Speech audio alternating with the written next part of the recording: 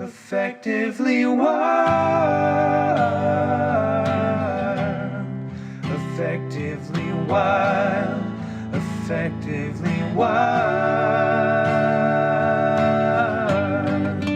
Hello and welcome to episode 2363 of Effectively Wild, a baseball podcast from FanGraphs presented by our Patreon supporters. I am Ben Lindbergh of The Ringer, joined by Meg Rowley of FanGraphs. Hello, Meg. Hello. This is our first episode of the week, as you know, and usually that comes on a Tuesday. That's when we record, at least. Not always, but that just tends to be our typical first episode of the week for various reasons, just working around other work that we have to do. And I always find that I'm just bursting with banter on a Tuesday because it's the longest time we've had between episodes. Now, this week, last week, I guess we're recording 3 consecutive days because of travel and various other obligations. Usually we try to space it out a little bit, which is better for having things to talk about and probably also better for our audience, I guess. Not to just cram it into a compressed period. But when we do these Tuesday pods, not having recorded since Friday, obviously more time has elapsed than when we do our subsequent pods in the week. And so more banter has built up. And I always feel like we should brand these episodes as like the podcast catch-up, like around the league. Here's what's happening in baseball, just catching up on all this stuff that has happened. It's just our content cup overfloweth, runneth over. Podcast jamboree. Podcast something we'll workshop mashup. Podcast jam sesh. Podcast. I don't know. I gotta workshop it. Workshop it. But I just feel like we have so much to talk about, and then we get to Thursday on our third pod in a row, and I'm like, what are we? I don't know. You know, here's the thing. Space it out a little bit, probably. Here's what I'll say, though. You always say that, and sometimes you express consternation or at least concern before we have started recording. Like, oh, what are we going to... And then we talk for like 2 hours anyway. We make it work. Yeah. We just love talking about baseball with each other, I guess. We find a way. So one thing that people have been talking about sort of unexpectedly is realignment. Because Rob Manfred made one comment on a baseball broadcast. It was on Sunday Night Baseball, right? And it was, 40 seconds, just an aside, essentially, about realignment. And that sort of set the agenda for this week in baseball conversation. How about a window into the future? Expansion, realignment, expanded playoffs. I mean, can you see that down the road? I can. I think the first 2 topics are related in my mind. I think if we expand, it provides us with an opportunity to geographically realign. I think we could save a lot of wear and tear on our players in terms of travel. And I think our postseason format would be even more appealing for, entities like ESPN, because you'd be playing up out of the East, out of the West, and that 10 o'clock time slot where we, sometimes get Boston, Anaheim, would be 2 West Coast teams. And that 10 o'clock slot that's a problem for us sometimes becomes a real opportunity for our West Coast audience. So I think, I think the owners realize that there's demand for Major League Baseball in a lot of great cities, and that we have an opportunity to do something good around that expansion process. Just really reminded me of the power of the pulpit, the bully pulpit of the commissioner. It's an odd thing because people loathe commissioners typically, not just Rob Manfred, but most commissioners. I mean, not just him, but perhaps most of all. Well, not necessarily. You should hear hockey fans talk about Gary Bettman, and it depends on the year, like the commissioner rancor rankings, essentially. Rancor rankings has a nice musicality to it. It does. That's part of the job description, almost, that you're supposed to be the meat shield. You're supposed to just absorb the blows so that the people you work for, the owners, cannot. You went from this lovely bit of phrasing to meat shield. Sorry. I could only sustain it so long. But that's part of the problem. You're the punching bag. And and you float these trial balloons, and it's kind of your lot in life, and you're well paid for the privilege, and there's lots of other good prestige and perks that come with the position. Sure. But you will get booed at many public events. Right? Yeah. But beyond that, it's a sweet gig in some respects. And as we've discussed, and as I've talked about on Hang Up and Listen, great job security, because commissioners tend to stay in those positions for a very long time. But it's kind of incredible that just one comment from a commissioner that dominates the narrative. It's not even like there was some pressing immediate reason to discuss realignment, really. Nothing is happening now. There's no expansion happening in the short term. I mean, maybe it's overdue. It's certainly been a long time since expansion. Yeah. It's been the longest time in the expansion era without additional expansion. So, yeah, we'll get 2 new teams at some point, but we don't know where. We don't know when. We don't know if the realignment would happen immediately. There's so many things to work out before this actually becomes concrete. And yet, everyone is drawing up their realignment plans and talking about how would realignment work. Right. Just for one stray comment from the commissioner, it just goes to show the power of that position for good and for ill, just to sort of set the conversation about their sport. I also think, it's August, so that's part of it too. I do wonder how much gnashing of teeth this would have inspired, early in the season or as we're rounding into playoff form. But look, you can't, when you're in a position of authority like that, I'm not the first person to have this thought, but your ability to idly muse is or ought to be perhaps curtailed a bit, right? Because people they're going to sit up and take notice. You got to have private brainstorming sessions, right? And so I'm not totally surprised. Part of it is like I said, it's August, and these are the dark days, and writers got to write about something, you know. And when you have not settled, clearly the fortunes of the different divisions can bop around, as we saw this weekend. But it's not like the most thrilling of playoff races. And so what do we worry about? Whether we should have 4 divisions and they should be geographic, and we should name them Wild Things, and we should put Bowden in charge. Why? Could...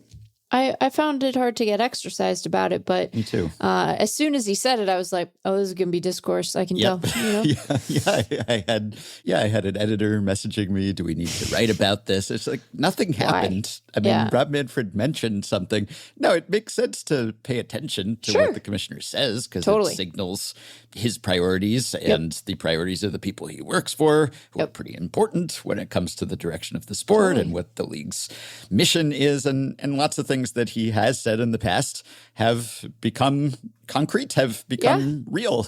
And gosh, right after he was hired, was it day 1 that he floated the idea of an infield overshift ban? And it took years and years for that to come to fruition, but it eventually did.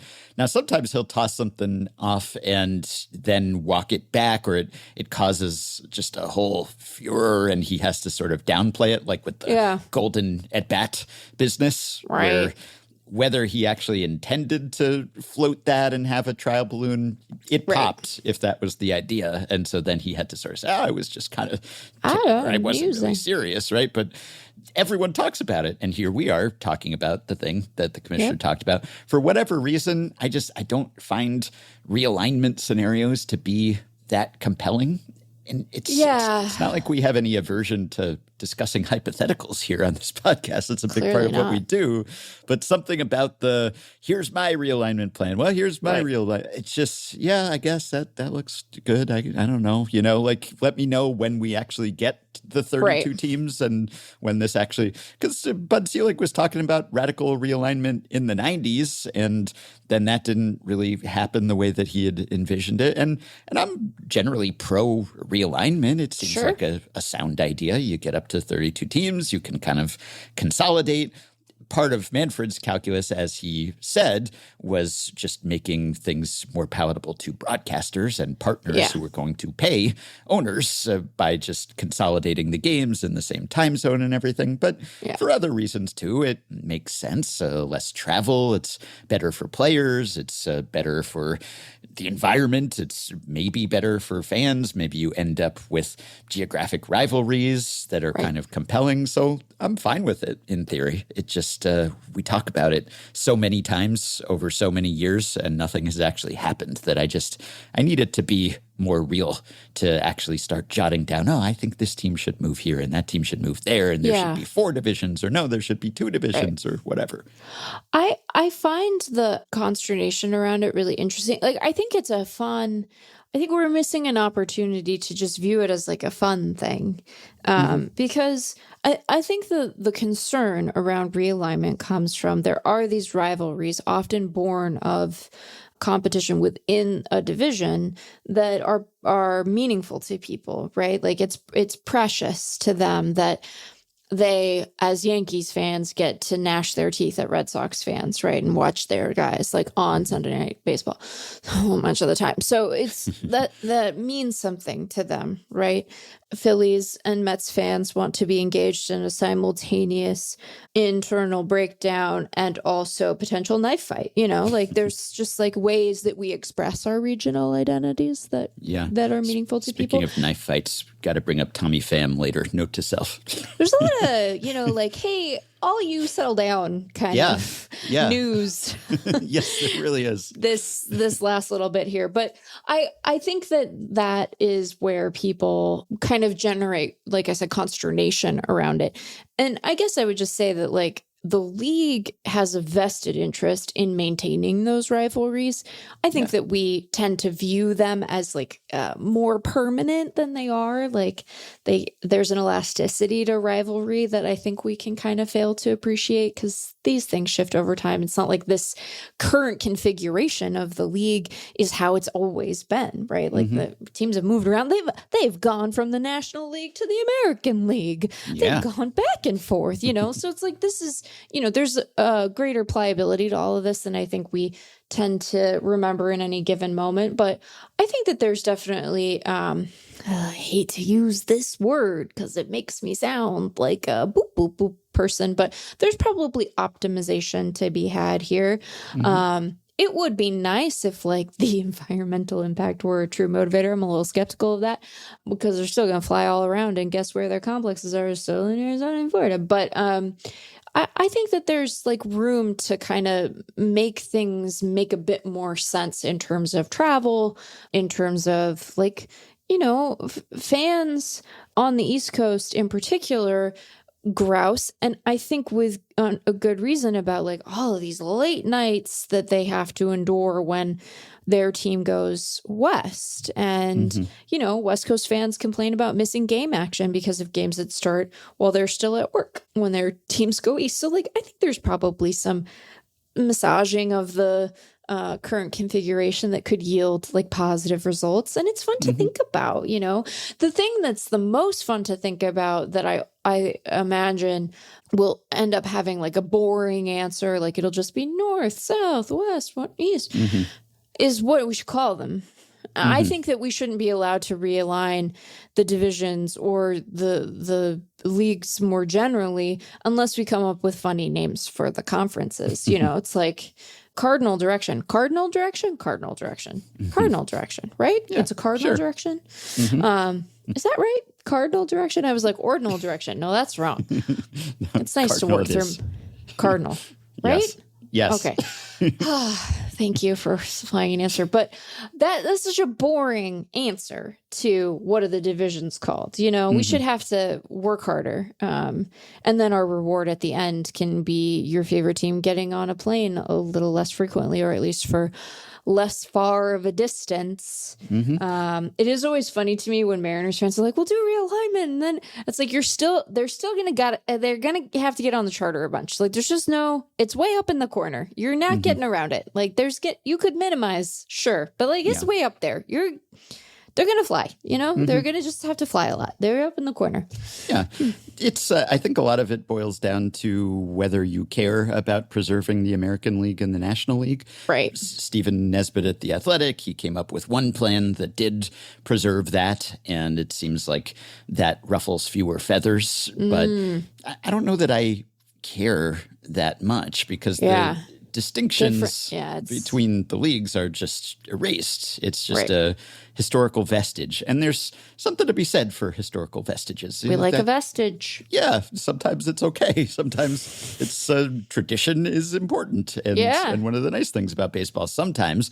And we saw that when MLB consolidated control of the minor leagues and then renamed the minor leagues briefly and then had to rename them and return them to their original names because they went with the just very antiseptic, just AAA East and AA South. And no, it was okay. We like having the International League and the Pacific Coast League and the Texas League. And I want to be able to call it the Sally League. Like, what are we doing here? Yeah, these monikers go back a very long way in some cases. And what's the harm in keeping those names?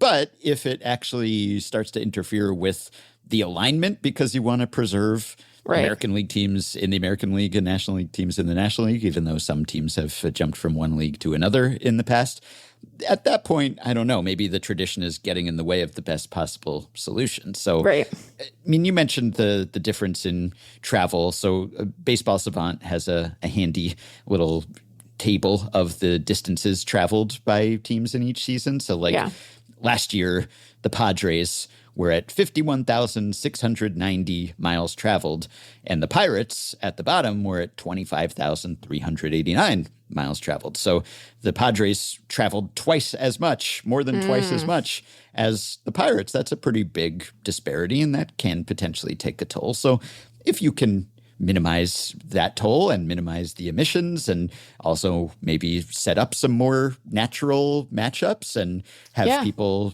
who are watching not spread across time zones. Yeah, okay, I'm all for that. But if you want to preserve American League, National League, that's going to impose some constraints. Right. Then you're not going to have, say, the Yankees and the Mets in the same division or whatever it is. And maybe that's good. Who knows? Maybe you can overdose on rivalries. Maybe there's something to be said for making them somewhat scarce, those real rivalry games. And would explain a lot about Yankees and Red Sox fans. Well, yeah. Simply been overwhelmed by rivalry. Too much. Perhaps. The brain flooded by rivalry. Yeah, I guess the number of times those two teams have played each other and the intensity of that rivalry when both teams are actually good would argue against the idea that there's too much of a good thing, perhaps, and the Padres and the Dodgers playing each other a ton. But I don't know that I care that much. Now, they could have a Eastern Conference and Western Conference. Yeah. And they could still call them American League and National League for historical reasons, even if they jumbled up which teams belong to each league. But at this point, there's just no distinction other than the name. There used to be really significant distinctions, different rules and different umpiring crews and different league presidents who actually had power because the leagues weren't just subject to the entity of Major League Baseball, which didn't really exist prior to, I don't know, a few decades ago or less even. So at that point, it really made a major difference. And you didn't have interleague play throughout the season too. So just all of those barriers have fallen and now it's a name. And I don't know that I would let a name stand in the way of doing what I thought was the best plan. Yeah, I think that, I'm not saying that it'll necessarily be appreciably better, but I don't think that we're in danger of losing very much if we pivot away from the current configuration, in part because, if you want to think about it within the framework of loss, we've already lost so much. But I think we could probably churn out something kind of cool and interesting, and that would be nice. There's something to be said for having different rules in different circuits, but we don't have that anymore. We don't have it anymore. And that wasn't worth it to me to preserve pitcher hitting, for instance. No. I'm not saying just have a worse sport in one league. Oh, I'm going to anger the I can't believe you're doing that. The wool NL fans, but I wouldn't artificially do it to create a distinction, which would actually maybe impair the entertainment value of one part of the product. But if those differences exist, okay, that's sort of a silver lining, and that could be a draw.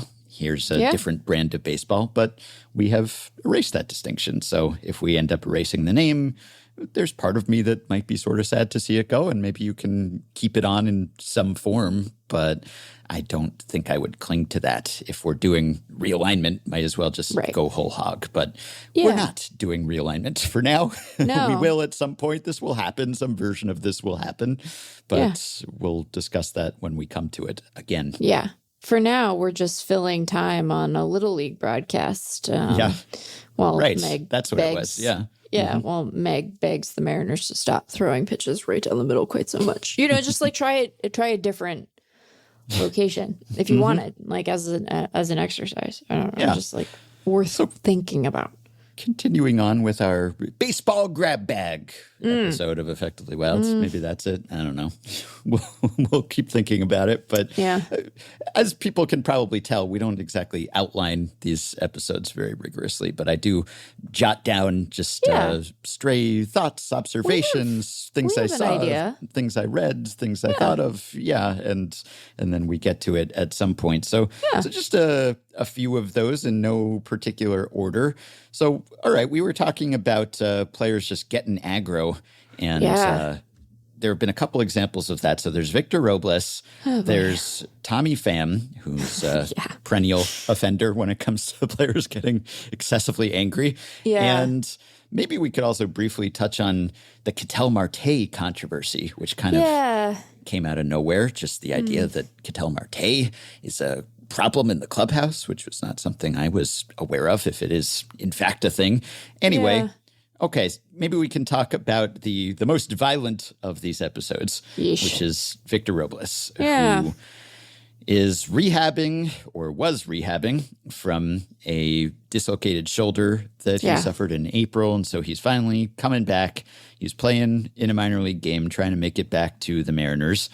And there was an inside pitch that he managed to foul off, and he was upset about how close it came to him. And it came very closely. I'm not convinced that pitch didn't hit him. You know, maybe, there are mitigating circumstances here which we can discuss. But the reaction was, at first the bat fell from his hands, and then he picked it up again, and then he chucked it at the pitcher for the A's minor league team, Joey Estes. This was in AAA, so Robles was playing for AAA Tacoma. So he was ejected, obviously, because he threw a bat at the pitcher, and he is probably in for an extended suspension here. I would think so, yeah.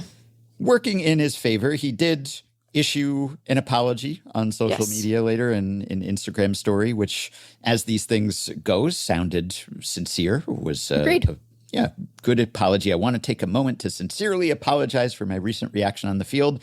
I let my frustration get the best of me, and I understand how that may have affected not just the game, but the energy and respect we all work so hard to maintain.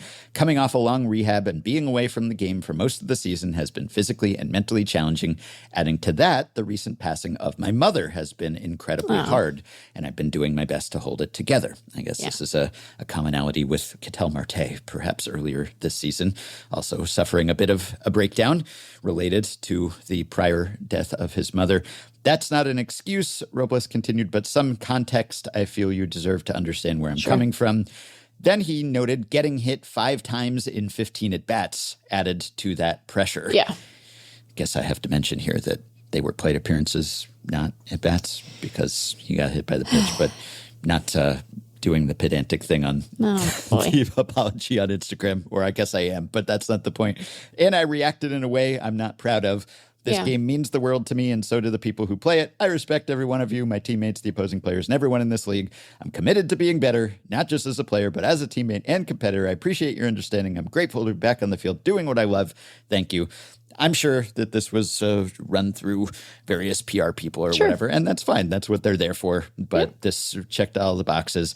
Yeah. And that's the mitigating factor here, not just what may be going on in his personal life that's weighing on him, but also that he has been hit by a bunch of pitches. So he'd been hit by a pitch 3 times in 5 rehab games for Tacoma, including twice in that game, I believe, once by Estes. And then there's also history with the A's and Robles and with Estes specifically. So last September, he was plunked twice by the A's, including once by Estes. And then the A's have hit him with a pitch 4 times since the start of last season. And I think Estes has 3 times. Oh, boy. So there's history with this pitcher specifically and with that team. And he'd been hit a bunch in a short span of time. And he's trying to work his way back from an injury. And this can cause an injury. So all that is to say I certainly understand why he was upset. But nonetheless, there's almost nothing that excuses throwing a bat at someone on the field. That just it doesn't fly. Yeah, I have sympathy for the buildup of feeling that gets him where he ultimately ended up. I can imagine frustration, and when that is coupled with sort of the background emotional state of the loss of a family member, it can be a pretty volatile mix for someone to deal with emotionally. And you just can't. And like, it wasn't a, toss it to the side or throw it down in front of him. Like, he wound up and chucked that thing. you know? And then didn't exactly charge the mound, but he ran out there. He had to be intercepted, held back a bit. Yeah. And so I think that we can understand the context, as he noted, for how he got there. Because my sense is that like people like Victor Robles, and he seems to be well liked by his teammates, but you can't chuck a bat at someone. So, it would be appropriate for someone to say to Joey Estes, hey, knock it off. Yes. Like, I think that would also be appropriate, but you Robles just have himself could express that sentiment directly to Joey Estes in a forceful way, but not forceful physically. Right. And so, I don't know that there's anything particularly complicated about the situation. Like I said, you have sympathy for how a guy gets there mentally and emotionally, and then you have to say, all of that understood, there still have to be repercussions for chucking a bat at someone. Like, it's just the kind of thing where you're going to have to, it's going to draw a suspension every time. Like, it doesn't matter who it is or what the surrounding context is. You just have to be able to regulate better than that. It's got to be frustrating as a hitter because pitchers can throw things at you with relative impunity. Yeah. And that makes sense on some level because it's usually an accident. Right. And these things are going to happen, but that doesn't make it any less painful or dangerous. And that's okay. And there's a penalty, which is that you get to go to first base, but that doesn't always ease the literal sting. And we've talked about whether there should be a harsher penalty for hit by pitches or hit by pitches in certain regions to try to discourage that. But when you're getting plunked that often, it probably, it's thinking back to the West Wing, the proportional response. What is the virtue of a proportional response? It seems like maybe throwing a bat, that's dangerous if you get impaled by it, but it's probably less dangerous on the whole because you can see it coming and you have more time you do to have the react. Opportunity to get out of the way pretty reliably. Yeah. Right. Whereas it's a firing squad here and he's in the line of fire and that's just part of the job. And I can understand how you might start to question, is this entirely unintentional if this team seems to be hitting me this disproportionate number of times or this specific pitcher. And I think Estes has like 14 hit by pitches since the start of last season. So it's not as if he has hit only Victor Robles. Right. This is maybe just an Estes problem generally, but still, you see that same guy out there and he's leaving all those bruises. 15 actually since the start of last season in the majors and minors. But yeah, it's got to be annoying, and at some point you want to fire back, but you just can't fire back that way. Well, and I'm sympathetic to the you run into this problem. Often you see it more at like the lower levels than you do at AAA. But like I was having a conversation with a scout the other day, and, it's so hot down here, right? And you get these guys who sometimes the first sort of leg of their rehab back to the majors is on the complex, and it's a billion freaking degrees, and you don't necessarily have guys who are great at throwing strikes anyway. And so you have this like sort of incentive isn't the right way to put it, but mismatch of goals, right? Where it's like guys who are rehabbing, sure, they want the tune up. They need it at game speed. They need to get back into the rhythm of playing. But part of what they're also very mindful of is preserving the health that has been so hard won, right? And then you have guys who are maybe there primarily for developmental reasons. And, Estes has had time in the majors. He threw like 130 innings in the big leagues last year. So it's not like he's like some, low A, 19-year-old or something like that. But clearly he is not the kind of pitcher he and the Athletics hope him to be eventually, because, well, it was only 7 innings, but he has like a 15 ERA this year. And last year, over his 127 innings, he had a 5 ERA, and his FIP wasn't all that much better. So there's clearly still developmental work to be done there. And I think that is necessarily going to sometimes involve, rashes of poor command or what have you. And so it's a tricky dynamic to navigate. I don't know how you get around those guys having a good game environment to rehab in if they don't do it at AAA. Like that's the closest both from a competition and game speed perspective. But you do end up in this uncomfortable spot where it's like, hey, leave me alone. I'm trying to get back up there. My team needs me. And I can imagine being Robles and feeling very frustrated because it's like you were, you go out, you miss so much time. It happens on a spectacular play, but then you are unable to play for months and months. Your team's in the middle of a playoff race. You want to get up there. You're trying to help out. Obviously you're dealing with, a really heavy loss in your personal life. So again, I get it, and I get how it's like an odd thing to have to figure out how to navigate, but the answer can't be, and then I threw a bat at a guy. Even if he saw it coming, which he very often does. So that's good. Like I don't want to overstate the danger that Joey Estes was in, because I'm sure he saw that thing coming, but like my goodness, he like really wound up and chucked it there. He sure did. Now, transitioning to Tommy Pham, which I feel like almost requires a content warning when we talk about Tommy Pham, because it stresses me out just to think about being him, because he just seems to be perpetually enraged about something. He's often aggrieved. Yeah, taking things personally. And we've talked about in the past, I think, the fact that he seems to be fairly popular with teammates or in clubhouses, because the intensity that he has, I guess, if channeled in a productive direction, can potentially inspire a team. Right. Then again, he has played for so many teams over the past few years that suggests that it's like not that popular. Yeah. And maybe just in small doses, it's good to get that kind of guy, but then it wears on you.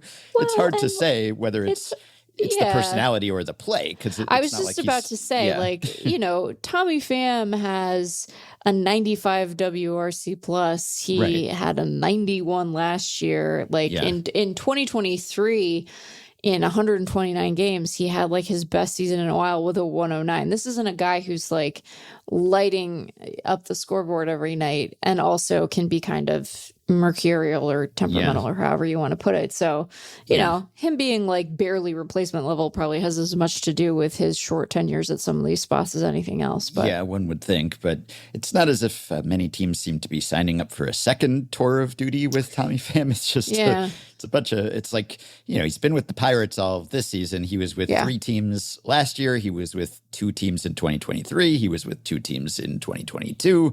He's just quickly racking up a Rich Hill, Octavio Dotel late career, just sort of tally here, I guess. Or I don't know whether that has to do with the play or the personality, or you know, Edwin Jackson. He's getting up there. If he continues to be a journeyman at this pace, then we'll see. But in this incident, you just kind of have to chalk it up to Pham being Pham because it seems like a complete nothing burger. So he drew a walk, a 4-pitch walk. He flipped his bat, which, okay. And then he went to first base, or he started to go to first base, but then he stopped and he turned around and he started to yell at the Blue Jays catcher, Tyler Heineman. And Heineman was flummoxed and was yelling back, "I'm not talking to you," because Heineman had objected to the umpire that one of the pitches seemed like it was not a strike.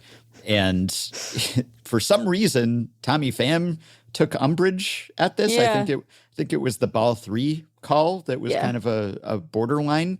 And so this is a very standard thing that catchers do, or that hitters do, or, players do. They say, "Oh, where was that one?" Just kind of maybe just subtly influence the future call, or just get a sense of how the ump's zone is playing that day. Sure. You're supposed to stand up for your pitcher if you're a catcher. When we have ABS, then maybe you just challenge that thing. But now you bring it up, perhaps politely. Who knows? But for whatever reason, Tommy Pham took objection to this. And then Heineman came out and was just completely confused, basically. He was just, well, what did I do? Why is he mad at me? And just really didn't know what he had done to provoke Pham. And Pham has, of course, a long history of being involved in this sort of blow up. Maybe most amusingly, the Fantasy Football League dust up and slap involving Jock Peterson. Do you think the creators of that NBC show love Tommy Pham? Do you think that he's their favorite player because then people made the slap memes after that happened? You remember that show, The Slap? I think it was too late to really salvage the slap's fortunes, but maybe if it had happened earlier. So Heineman says, "He didn't say a word to me. I didn't say a word to him. He just looked like he wanted to have a fight. He bat flipped and he looked straight at me. I just put my arms up and he walked toward me. I don't really know. It was weird, man. It was weird. It was unprovoked and super weird. You're probably just as confused as I am." Yeah. And then Pham takes to Twitter and replies to... Never a good idea. Yeah, MLB.com beat writer for the Blue Jays, Keegan Matheson, was reporting Heineman's quotes. And Pham responded to the writer and said, "Bitching about a ball not being called a strike to the umpire when it's clearly below the zone in a way is disrespectful not only to the umpire, but the hitter as well. So like I said, when I flipped the bat, him." That's maybe that's a good window into the mentality of Tommy Pham, because big mad. Yeah. In what way is that disrespectful to the hitter? Suggesting that you didn't deserve that walk, or that you're deceiving, or you're lying about the fact that was a ball. It's not the hitter who called it that. I don't understand why you would take offense to that, but it just seems like Tommy Pham takes offense to things that most people wouldn't. And we've talked about his background before. He had a hard upbringing. I'm willing to make some allowances, but this is just a repeated pattern of him just being angry about everything. And then someone else tweeted at him, and then he responded to that person who had an Addison Barger profile picture to say, "Your profile pic is of someone who takes steroids, loser." he subsequently deleted that tweet. I think Barger was suspended for PEDs several years ago, so maybe that's what that was alluding to. But then I think it would be hilarious if it wasn't what that was alluding to, by the way. If he was just like, you know what, I'm going to level one of the worst possible accusations I can, sight unseen. He kind of did, I think, because I think he then suggested, he tweeted maybe if I had a TUE, a therapeutic use exemption. So he's alleging that Barger has a TUE. And Good gravy. Yeah, so just airing all this business, which I don't know if he knows or how he would know. But how would you putting know? it out there it's not even like Barger was involved in this altercation as far as I know. He's just catching strays out here because he's on the same team as Tyler Heineman. Yeah, it's just... Plus, Barger was suspended for stimulant use, not steroids, I think. It seems so exhausting to be Tommy Pham, to be just perpetually aggrieved like this. So I guess I get how he could be a guy who, if he's on your team, you like him, and if he's your opponent, you hate him, kind of like a AJ Przinsky sort of thing. But it's not even like he's a standard red ass. He's just, I don't know, he's just kind of like a loose cannon. And I feel like if I were a teammate, I would find that tiring too, because then you get embroiled in this whole thing, and maybe it starts something between the two teams, and I don't know. He's one of a kind, I guess. Yeah. And I mean, it's entertaining in a way, but it's also just, I don't know. It makes me tired to just think about feeling like that all the time. I can imagine that if you are trying to like exist in sort of an amped up state, right? To like, you know, have sort of like constant bulletin board material of some kind, right? Like it's going to get you going and help you play better. We imagine that being often like a focusing kind of thing, right? Like I have fuel to like motivate me to play a particular way. But I think it can kind of get away from guys sometimes, right? Where they are sort of constantly at 11. I think it can sort of flatten everything, right? When everything is a potential offense, you lose perspective on the ones that you do have to get kind of worked up over versus the ones that like objectively just don't really matter. Like it would be, I think the part of it that kind of maybe drove this home for me is like, he did draw a walk, though. You know, it wasn't like I could imagine there being ire on a batter's part if a catcher gripes about an obvious ball and then the next pitch you strike out looking on what you perceive to be ball four and what you worry the catcher has sort of bamboozled the umpire into believing. But that didn't happen. He drew the walk, though, right? So it's like the justice was sort of meted out the way that it needed to be in this particular instance. So yeah, it just seems like it's like, hey, I don't know, man, like this might not be the best. And it sort of puts your team in this awkward position because, to your point, like if you are always operating at that register, like you don't know if things that ought to be taken in stride will be appropriately taken in stride, or if you're going to have to like walk out there from the freaking bullpens, you know, like you're like, oh God, I got to go be a bullpen fighter now. I hadn't seen the PED piece of it. Like I'm sure Addison Barger's like, what the is going on? I'm just sitting here, man. You know, Ty France is like having to hold people back, and Phip's 37. It doesn't seem like he's mellowing with age. It's got to be to be constantly redlining like that has to be a distraction at some point. I don't think that the mellowing with age happens in your 30s. That's not consistent with my experience. Back pain happens in your 30s. You're more tired, but that doesn't mean you're less angry. You're just exhausted by it, except maybe you're not if you're Tommy Pham. But he's a professional athlete, and I sit all day. So, you know, he's in better shape than I am. So I can understand us having different experiences of that. I respect petty people who are just fueled by being haters. Sure. That's kind of an archetype I can get behind or be entertained by. And look, sometimes haters can be really useful, you know? Yeah. Sometimes the rest of us need a nap and the hater's there to like keep posting, as it were. Yeah, sure. Yeah. Yeah. But in this case, it's just confusing, really. I'm just puzzled most of all. So Ketel Marte, this was also somewhat surprising or puzzling. So there were multiple reports. One by Nick Picoro, our perennial Diamondbacks season preview guest, friend of the pod, on that beat forever. I believe also Bob Nightingale chimed in to confirm or second some of what Nick had reported.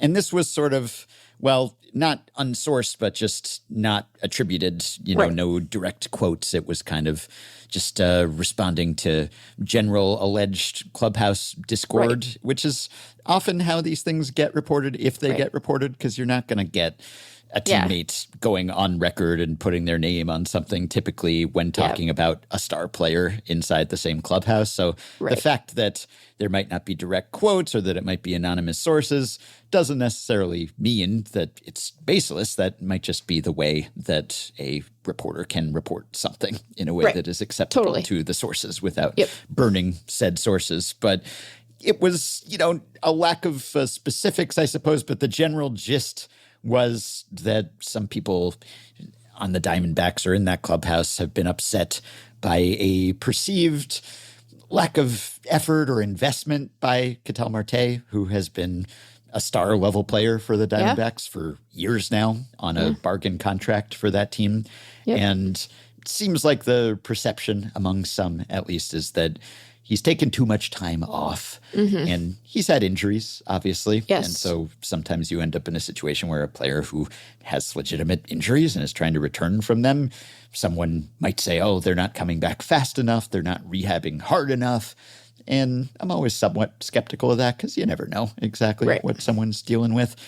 This also pertained specifically to at the end of last season as the Diamondbacks were making their playoff push. Yeah. Marte evidently asked for a day off when every game and win really mattered.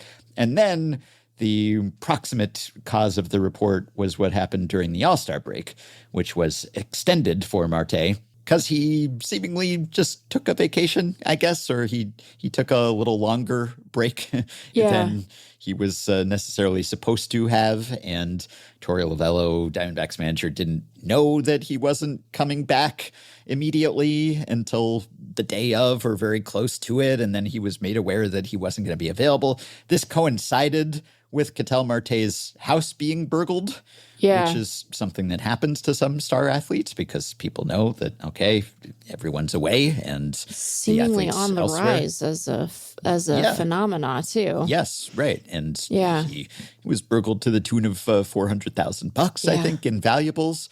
Initially, I think people thought that maybe he had taken a longer time because he was dealing with that, but it seems like that was not necessarily connected and that he was just taking some time abroad and perhaps not hurrying back the way that players are expected to. Yeah. Subsequently, Geraldo Perdomo came out and said basically like, leave him alone.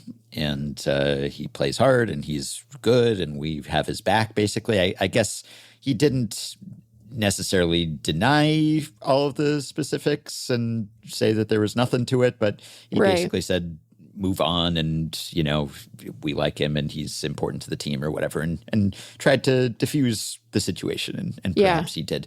So this was not something that I was aware of had been floating around Ketel Marte. If it had, obviously I'm not following the Diamondbacks particularly closely, and so I don't know whether it was in the air, but basically my impression of Ketel Marte was, man, this guy's good, and he's been the most valuable Diamondback for years on an extremely team-friendly contract, and they sure are happy to have him for years to come, probably, you would think, and tons of surplus value there, an exciting player and all the rest. So this took me by surprise, and I don't know how much there is to it, really, but, sometimes these things sort of seep out of a clubhouse, and someone must have said something because I tend to believe, most reporters, solid reporters, they're not out to just have a hit piece. No. There have been hot take columnists out there who do thrive on that sort of thing. But Nick isn't one of those guys. No. And if you're on the beat for years and,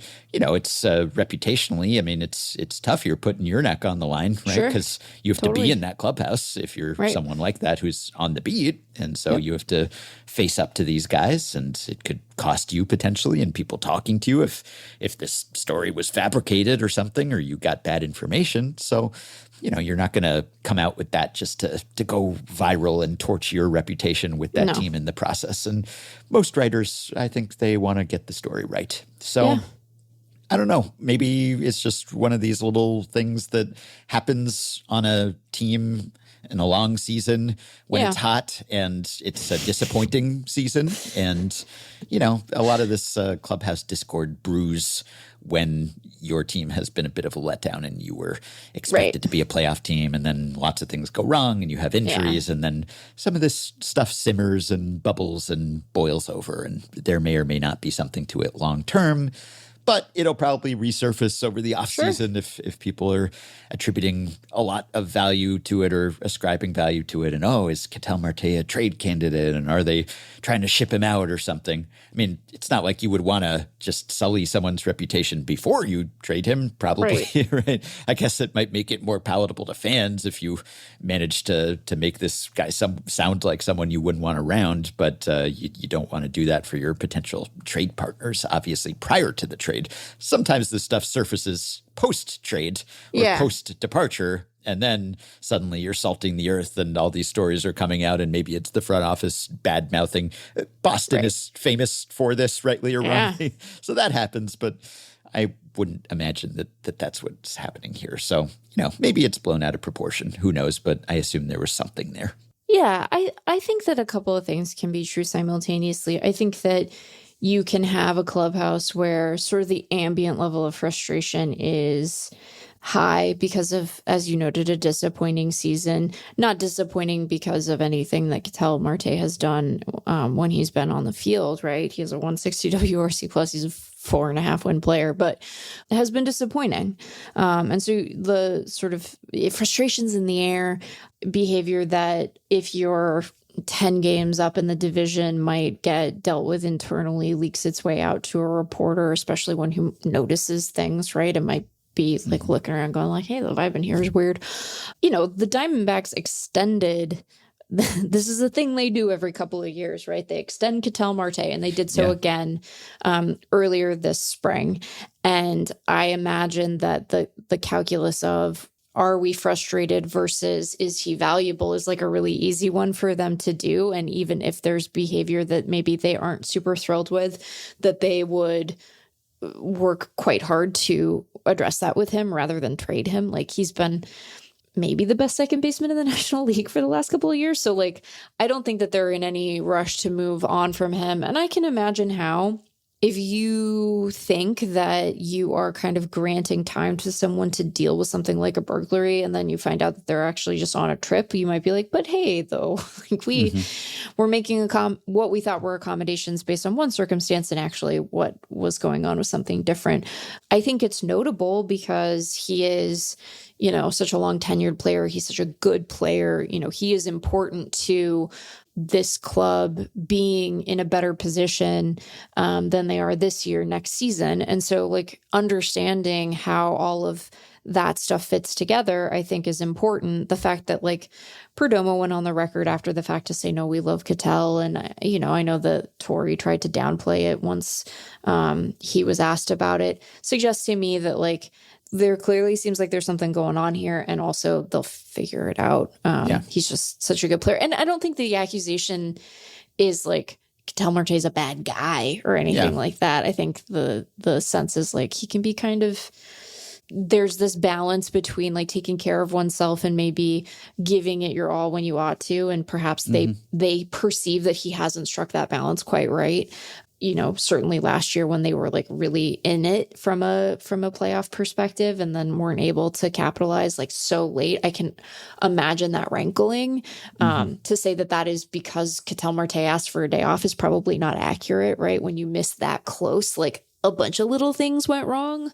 Like Eugenio Suarez not hitting for half the year and Corbin Carroll being bad and guys getting hurt, right? Like, it's not, you know, to lay that at the feet of one player is probably not accurate in terms of doling out responsibility, but it would also probably be inaccurate to say that he doesn't bear any responsibility. So all of that to say, like, I don't know, people getting along can be hard. Especially when you have, right? Like when you have this background frustration with the way that your year went. And I don't think that means that like Nick's reporting was bad or anything like that. And I also think that all of this is probably resolvable or at least like bearable, you know, and certainly not rising to the level of meriting a trade. And, you know, I think Nick would probably agree with that. So I love how you're like, it's hot. And you know what? Half the time you can just attribute the mood down here to the fact that Ben, and now we're in the time of year. This has no bearing whatsoever on the Ketel Marte story, but I simply must share this. We're in the time of year where two things are happening simultaneously. The first is we're starting to get the shift in the light. You know how the light looks different in the fall, right? Because like the sun's at a different angle. And so you're starting to get the fall light. It's not there. Ooh, breaking. Extra. Hold on. I'm going to share the rest of my light thought. But first I'm going to read from the press release I just got, which is that Victor Robles disciplined. Seattle Mariners outfielder Victor Robles, who's currently on a major league rehab assignment with the AAA Tacoma Rainiers of the Pacific Coast League, has received a 10-game suspension and an undisclosed fine for his conduct during the top of the third inning in Sunday afternoon's game at Las Vegas. Major League Baseball announced today. That seems fine. That seems fine. That doesn't seem overly punitive. That doesn't seem too willy-nilly. That's fine.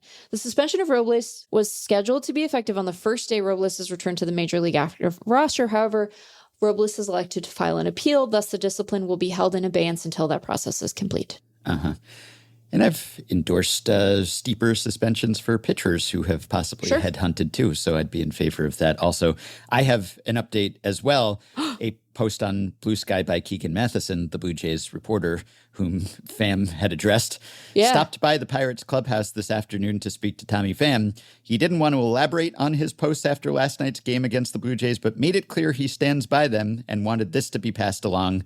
Quote, "Let them know I speak in facts." End quote. All right. Oh boy.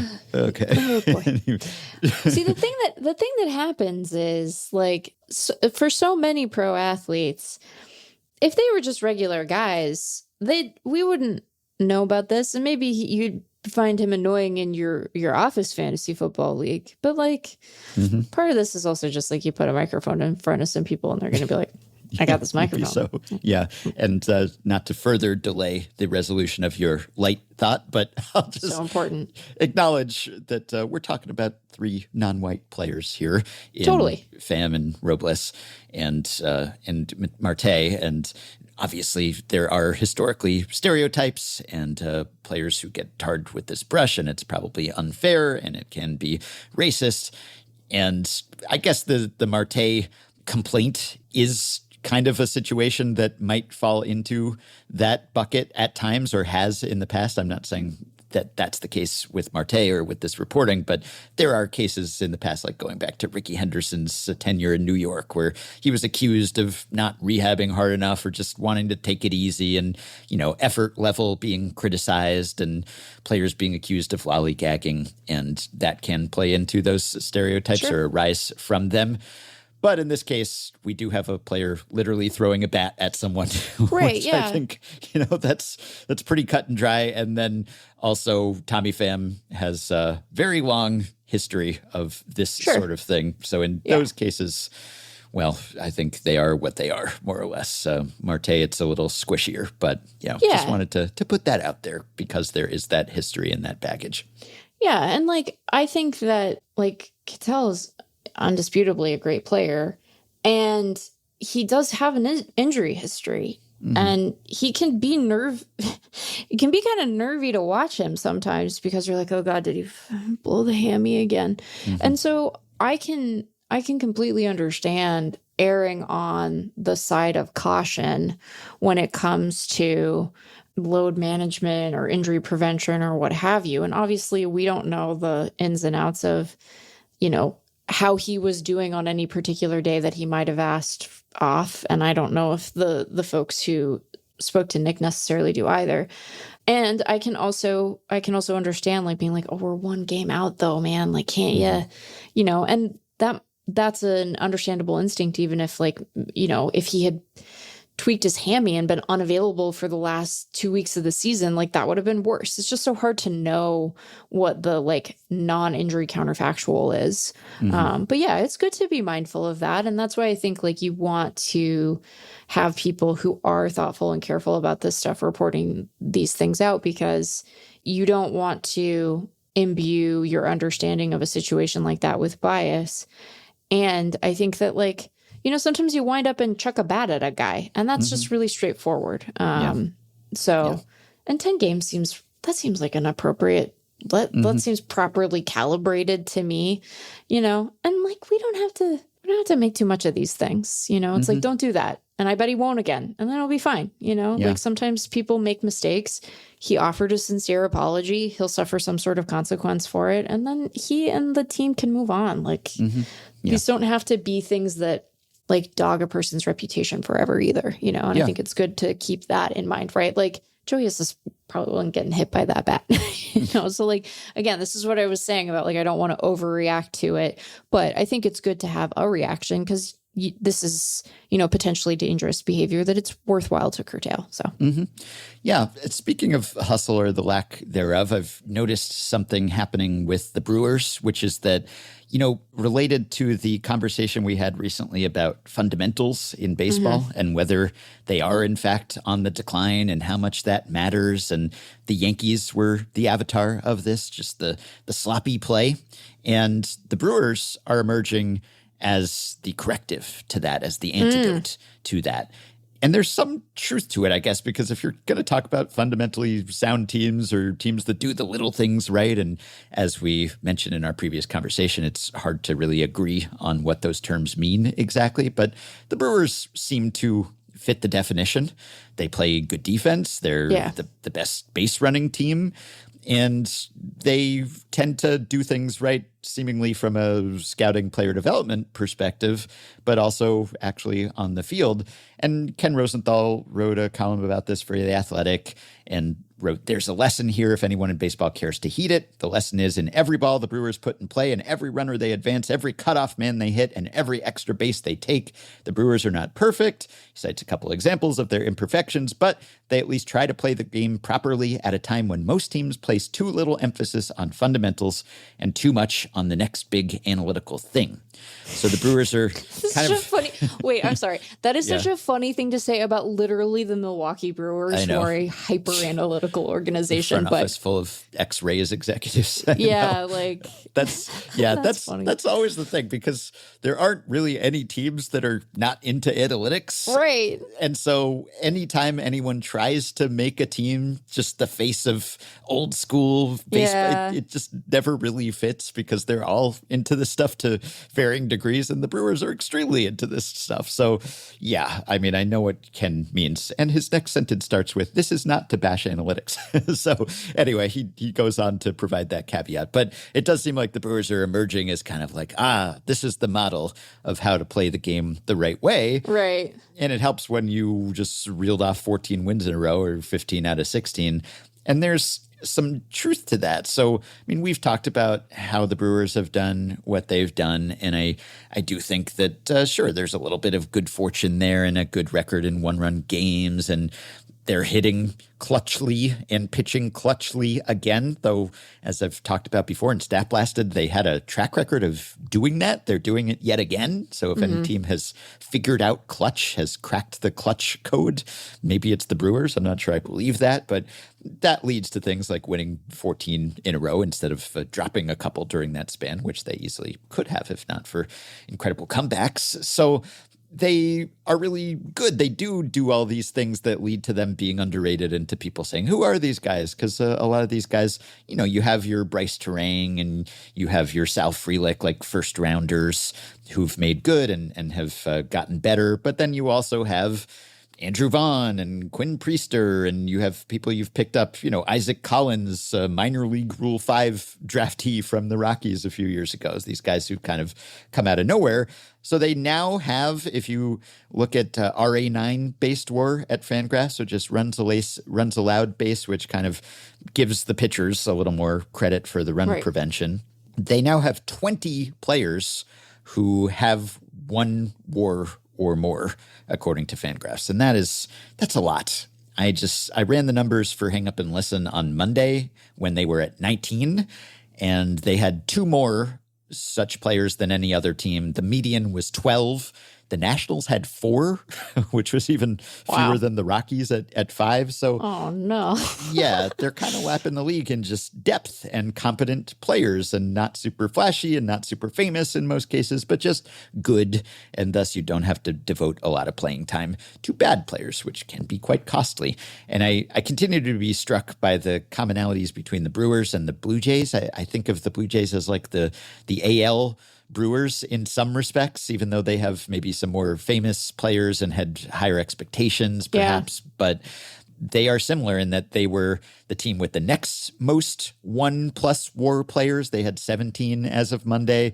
And they're also a good defensive team. You know, just like the top tier players on the roster can't compare to most other teams. Like most other teams have a better best player than the Brewers and the Blue Jays WAR-wise, but they just run really deep. Anyway, sort of a sidetrack, but I just keep being struck by the fact that, aside from the fact that the Blue Jays have a top 5 payroll and the Brewers are, I think, the only team in playoff position now that's in the bottom half in payroll. So that's a notable difference. But beyond that and the small marketness, I think there's some similarities among the rosters. But this idea that the Brewers are kind of like taking advantage of the rest of the league's lack of fundamentals or hustle, or that they're sort of showing what is possible. And there is some objective grounding and basis to this. Sam, in his Pebble Hunting Substack, just wrote about this, that the Brewers have had much better results than expected on ground balls to infielders. Yeah. Which, on the whole, it's bad to hit a ground ball to an infielder. That's usually going to result in an out. And it's not like it's a good thing for the Brewers, but it's been a less bad thing than it has for every other team. And that seemingly accounts for the difference between the Brewers being just a merely good team and the Brewers being maybe the best team in baseball. And he attributes this, you know, partly to luck, but also partly to just being fast and also to hustle.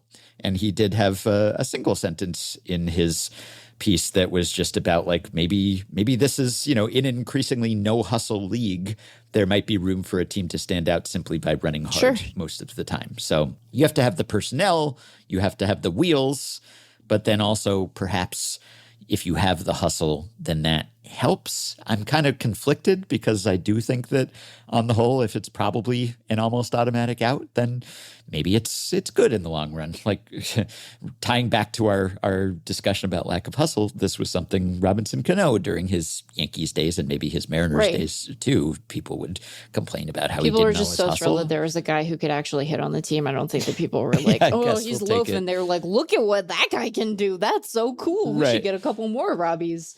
Yeah, but he was durable for many years. And then there were a couple times where he really did bust it out of the box and he hurt himself. Yeah. And it was kind of like this is why maybe it's better not to run all out at all times. Anyway, I think that's an interesting idea. I mean, whenever a team like surprises people and becomes kind of the new model of how to build a baseball team, then you do have people coming out of the woodwork to say, aha, this is the solution. It's like a mid-2010s Royals sort of thing. It's like, oh, the analytics don't support it, and yet they play so hard and they're so scrappy and they do all the things that the numbers say you're not supposed to do. And I love those teams, but was also sort of frustrated at times by the narrative surrounding those teams, as entertaining as they were. So we always seem to have to seize on these teams when it comes to kind of the culture wars of baseball. And it's like, oh, they're the epitome of the brand of baseball that I like. And thus they're doing it right and other people are doing it less right. And they do have the best record in baseball. So they're certainly doing a lot of things right. But I wonder how much of it is the hustle, or whether other teams should try to play like the Brewers, or whether it's more about being built like the Brewers, which is very difficult to do because it's just about evaluating players better than other teams who are also pretty good at evaluating players, and then having a good message and player development philosophy and instilling that in your players and getting them to make changes. And seemingly that's working really well for Milwaukee now. And we mentioned that they have ascended into the ranks of, oh, this is just the best run baseball team right now. And is that recency bias? Maybe a bit, but also it's not a new thing that the Brewers are good and unexpectedly in contention. Yeah, I think that, it's a credit to them maximizing the guys that they have. I do think there's a little something to the notion of like zigging where other teams zag if what it's doing is like informing your player acquisition strategy, right? If you see there being value in a particular profile of guy and you think that that guy is, I'm not like breaking new ground here or anything, but like you think that guy is more freely available than he ought to be because other teams aren't prioritizing that skill set, like, okay, fine. But that's like born of careful evaluation and knowing that you can maximize that guy from a player dev perspective. And like, I think that we can kind of overstate the case a little bit. And, you know, it's not surprising to me that a team that say is like, we have noted for a long time, we're hardly alone in doing this, the obvious pitching dev acumen that they have. And I don't know if this Andrew Vaughn situation is going to continue forever, but like that seems to be going well. So like it's probably a combination of good development and canny analysis and some guys playing maybe a little over their heads, but it's working very well. And yeah, I just like, I don't know, I'm not trying to knock Ken or anything, but it's like to be like this old school team. I'm like, that's not how the Brewers understand themselves, right? That's just not the way that I think that club would characterize its own approach. We don't need to brand every baseball team as like the avatars of the representatives of some philosophical approach to the sport that supports your predetermined preferences for how baseball teams play. I guess that's what I'm objecting to. The Brewers are great and fun and really interesting to talk about, but I wonder whether it's graduating to that next level of this is the Brewers Moneyball. They run hard, you know, they do, but they have guys who are good runners. I think it's true that people will sometimes suggest, okay, maybe a team could pivot to just having a bunch of soft tossers with great command because everyone is so hyper fixated on how hard you throw. And maybe there's more to pitching. And maybe also those guys break more easily. And you could have a staff of durable soft tossers with pinpoint command, and you could flourish. And maybe there's something to the idea that there are certain pitchers who are slipping through the cracks because they don't quite fit the mold of what teams are looking for. Maybe there's something to that with the Brewers too, in that they don't hit the ball super hard and they don't pull a lot of balls in the air, which is kind of just the default approach to offense and hitting for power now.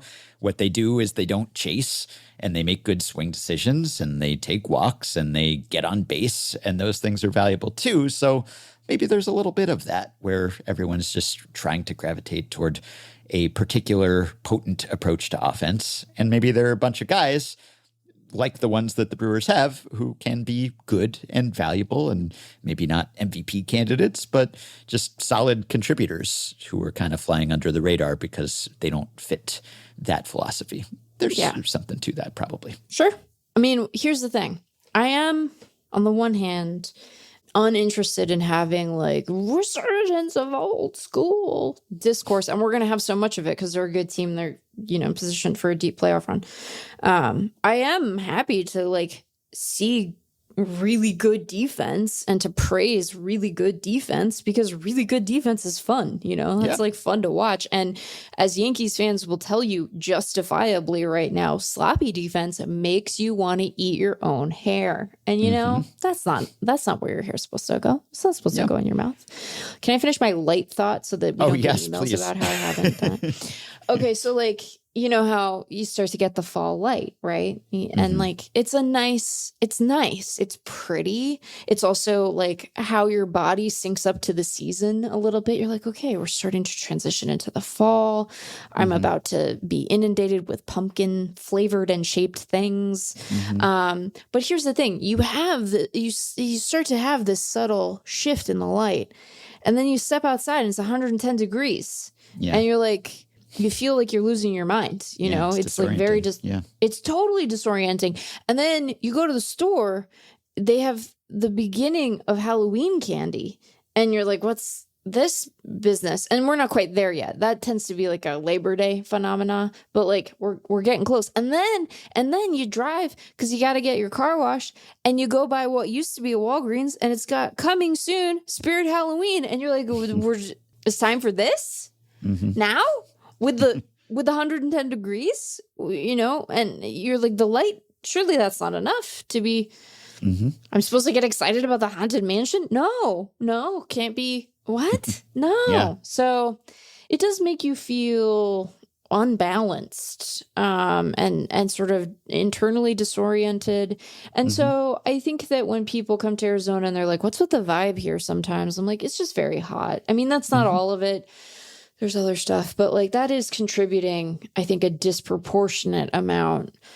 The other day it was, my mom came and it was like 117 degrees, Ben. And I was just like, Arizona, you're not. It was like Arizona was being like a bad boyfriend, not putting its best foot forward for me. Now, she did come here in August, so she understood. She was like, okay, I get what I'm signing up for. But there's like knowing it intellectually, and then there's stepping off the plane at Sky Harbor and it going, like takes your breath away. So anyway, that's... I would not survive. So kudos to you. You might do better than you expect because, and I'm going to sound like I'm giving you the business and I'm not. You are so at home as a person. You are such an at-home person that you might do fine, actually. Yeah, I'd be even more of a homebody, probably. Although might have to learn to drive, so that might be a problem. Oh, you would unfortunately very definitely have to learn to drive because not very walkable down there. No, and just like a very poor job from a public transit perspective. Again, it's not just the heat, but that is a big contributing factor, and it tends to exacerbate other problems. So, a few other things. This Saturday, something happened that I think was unprecedented, and it seemed underreported to me, although some of our listeners reported it to us immediately. But there was a 2-pitch inning in a major league game, and I mean a full, complete 2-pitch inning, which is something that is made possible or made easier by the zombie runner, but I believe had not happened to this point. So this was in the Orioles-Astros game, and it was in the 11th inning, I believe, and Eniel De Los Santos came in with the Orioles batting, pitching for the Astros, and of course there was the zombie runner on second. It was Luis Vasquez running for Adley Rutschman, and then Ryan Mountcastle flew out on his first pitch. I never knew whether to say flew out or flied out. But flew out. What do I say? I think I say he flied out. Okay, I'm going to think about it and be distracted the rest of the time you're telling me the story. Okay. So that was 1 pitch, 1 out. And then next pitch, Dylan Beavers, he lined out to second, and Vasquez was doubled off of third where he had advanced on that flyout. So 2 pitches, 2 outs. And I don't think that this has happened before. It had happened in a minor league game, but I don't think it had happened in a big league game. And of course, theoretically, you could have a 1-pitch inning. You could even have a 0-pitch inning. I mean, now we have pitch clock violations. We have intentional walks without actually throwing pitches. You could have someone go on base and then pick off everyone, and that's the whole inning, and you never actually threw a pitch. But that's fairly far-fetched. But 2 pitches, this doesn't delight me necessarily. It's an artifact of the zombie runner, which I loathe. And this, I guess, just reinforces how unnatural it is. But it does seem notable, and it just didn't seem to be all that widely reported. So this was, I think, one reason why we had objected to the Sam concept of the minimum inning. Not just because it gets stuck in your head, but also because technically, at least, it's not a minimum inning, no longer at least. But we've lowered the bar for what has happened in a big league game. So 2-pitch inning, Eniel De Los Santos, as far as I know, the first big leaguer to do it. And really he had help, I guess, from the Orioles, because that seems like, I don't know, you can't blame Beavers for swinging at that pitch because he didn't know that he would line it directly. Right, yeah. Sometimes it's like, take a pitch so that they don't have a 3-pitch inning, and that would maybe go triple or double for a 2-pitch inning, but he didn't know. He didn't know that it was going to be a 2-pitch inning because he didn't know that it would be lined directly at someone and that Vasquez would be picked off. But nonetheless, that happened. So just noting that happened. In other Orioles-related news, Samuel Basallo is up. One of the top prospects in baseball, catcher who has been raking at AAA despite being 20 years old. He is now up, and I'm pretty excited because he doesn't really seem to have holes offensively given his youth. I mean, he had a... Offensively, that is true. He had a 150 WRC plus in more than 300 plate appearances in, I guess it was his second chance at the level, but he was promoted late last season, I think. So his first full crack at it. And he totally handled it despite being a lot younger than the typical player. He walked a lot. He struck out, but not too much. And he hit for plenty of power. Coming from a 20-year-old catcher, the sky's the limit offensively. So I guess you are suggesting that perhaps behind the plate, there's some work to be done? Sure. I think, but like in a way that seems, he's 20. He's 20 and a catcher. Would be weird like if it there seems work to be done. Seems fine. You know, I don't want to make too much of it. I think it's exciting. It's exciting to get his, you know, I overuse the word project, but it is the appropriate one for this thought. You know, like their project as a team is different now than it was at the beginning of the season. Like at the beginning of the season, their project was making the postseason, and that's not going to happen for them. So now their project is assessing their younger guys and seeing what they have in them. And we could quibble with the timing of his promotion if we were so inclined to quibble with them doing it such that he can retain rookie eligibility for next year. But yeah, it was right after that deadline passed. Yep. Yeah. But their goal now needs to be assessment of their own guys. And I think that as it pertains to his bat, like this is the next test for him. So them getting a sense of where he's at against big league competition seems both exciting for their fans and totally appropriate given where he is in his development. And I think it's great. I'm very excited. I don't know, like it'll be interesting to see how they fit all of their various pieces together and how much they prioritize getting a good, like current against big league competition eval on the bat versus trying to bring his defense along at the major league level. So I'm also fascinated to see like how they deploy him, but yeah, it's like super cool. And it is shocking, like how young he is, particularly given the position.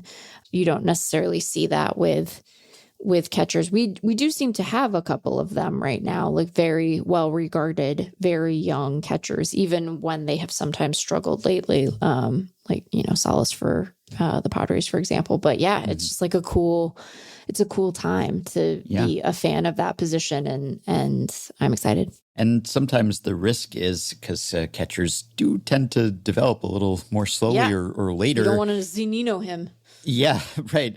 And sometimes if the bat is that advanced, then there's a temptation to want to promote that player so that you can take advantage of the offense. And then what do? You don't really want them learning on the job at the big league level behind the plate, but you also don't want to stagnate the bat, but you also don't want to lose the incredible value that comes from having a big bat at that position.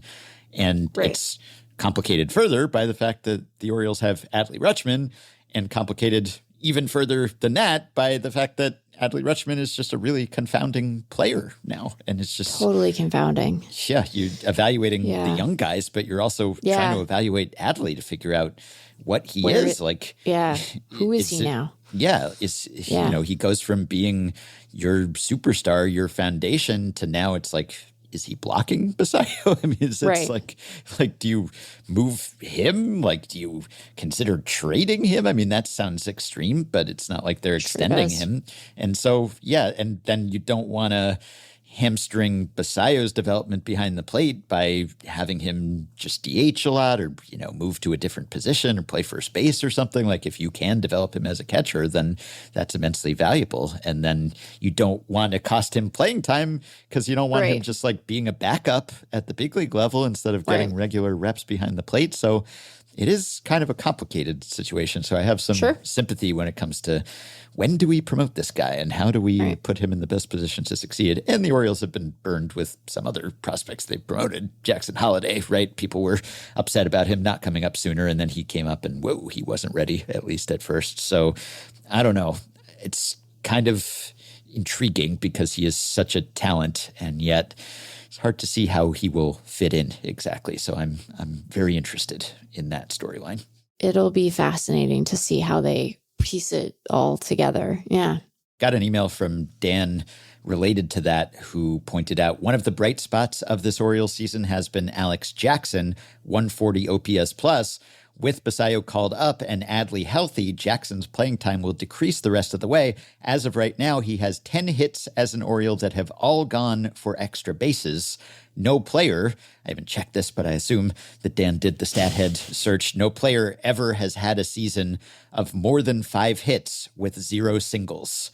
Doubling that mark is pretty neat. So, yeah, I don't know if that will continue, but I guess if his playing time is severely curtailed, he could end up with a historic small sample-ish season. That would be weird and kind of fun. I'm sure he would rather just continue to play and get some singles. Yeah. That'd probably be his preferred outcome. I think you're probably right about that. Yeah.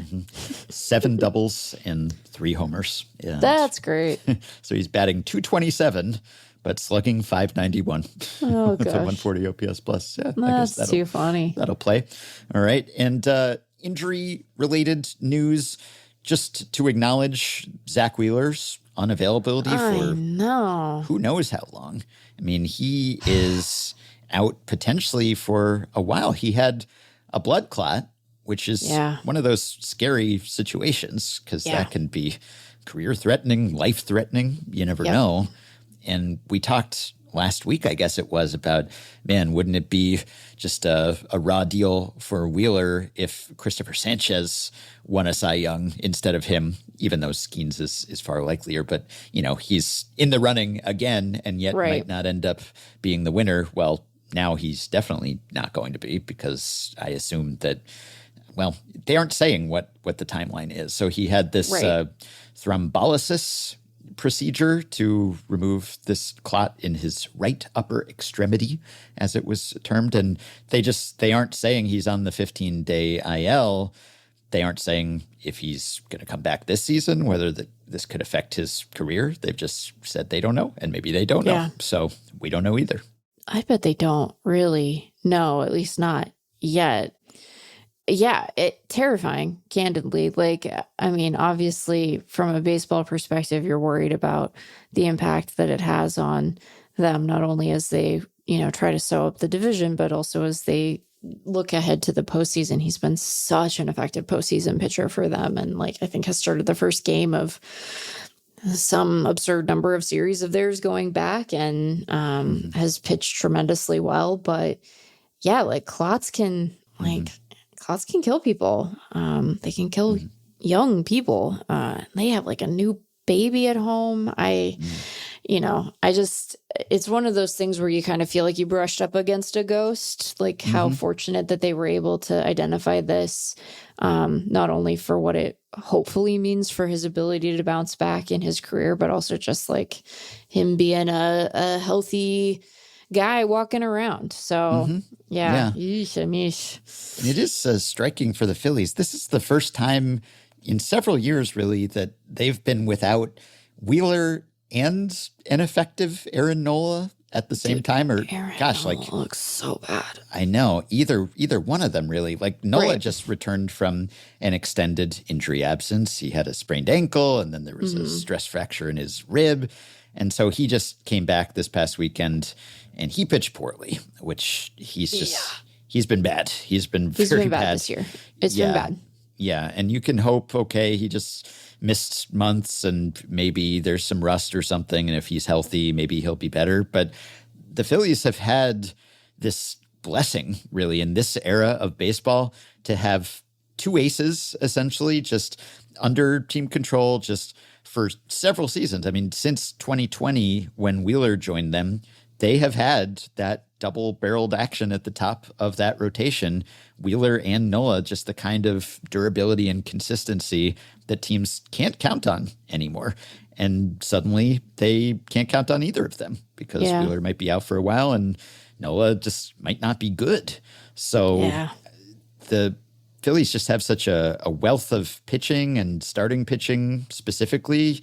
any other team, if you were to Right. lose two pitchers of this caliber, it would be a huge blow. Whereas the Phillies, it's like, okay, we have Christopher Sanchez, another Cy Young contender, and then Jesus Luzardo, who's been almost as good, and then Ranger Suarez, and, Taijuan Walker's still around, and even Andrew Painter's hanging out. It's just so much depth, and yet less depth than there was. And of course, they traded Mick Abel as well, who was pitching for them earlier this season. So I don't know. It's kind of gone against everything in baseball in this era that they've had these two just pillars of the rotation whom they've been able to count on so consistently, barely missing a start, two of the best, most valuable pitchers in baseball year in and year out. It was like approaching historic tenure for two players like that to be as durable as they had been. Yeah.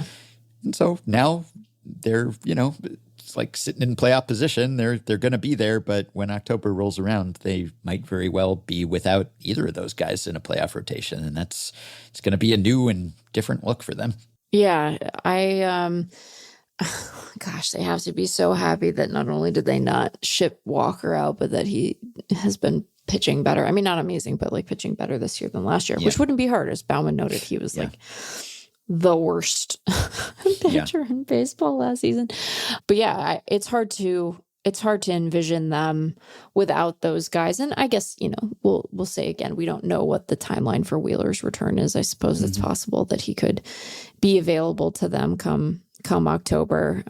But yeah, it's tricky because like they have alternatives and several of those alternatives are very good, but some of them are less good or they're unproven and struggling lately. Like Painter hasn't been lighting the world on fire of late. Yeah.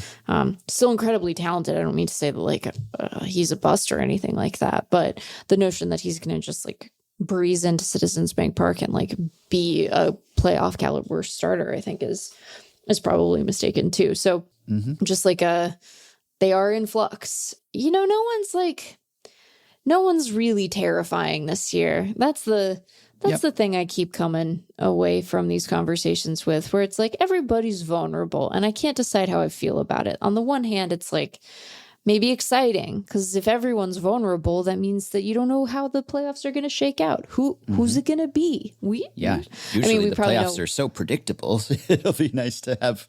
I'm sure everyone will be sensible and reasonable because there won't be any huge upsets in October either, because there won't be heavy favorites, and so we can all just accept when one team beats another in a short series. Then that's okay. Yeah, we'll all be just perfectly mellow and even keeled about that. Yeah, I mean, everyone has shown that they are really consistent intellectually about what they want, like super teams or upsets. We always land on the same side of that coin.